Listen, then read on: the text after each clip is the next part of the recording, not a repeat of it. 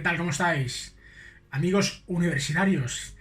Bueno, me hace mucha ilusión dirigirme a vosotros por varias razones, ¿no? La primera porque estamos en casa, ¿no?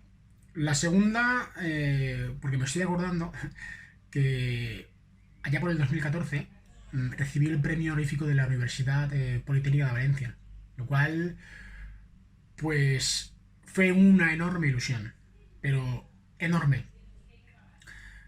Os digo una cosa, tenemos que aprovechar esta situación para muchísimas cosas. Lo primero es para medirlo nosotros, ¿no? Sacar lo mejor de nosotros.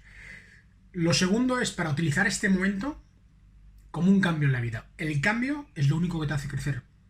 Y no verlo como un muro que te bloquea, sino simplemente verlo como algo que es una oportunidad.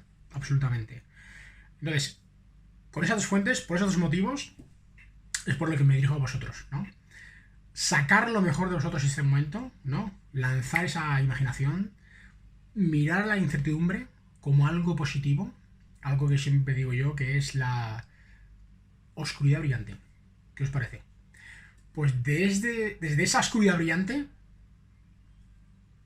avanzar, sacarle partido a la vida, porque pasa muy rápido, ¿vale? Y aunque creáis que esta situación va a ser costosa, que incluso va a ser dura para muchos seres humanos y lo está siendo, debemos aprender de ella y sacar lo mejor de nosotros. Bueno, os mando un abrazo muy fuerte, ¿no? Desde mi casa, desde mi hogar, que es la vuestra, y un abrazo muy fuerte a todos los universitarios, a toda la Universidad Politécnica de Valencia, porque aún me acuerdo, ahí tengo puesto ese magnífico galardón, ¿no?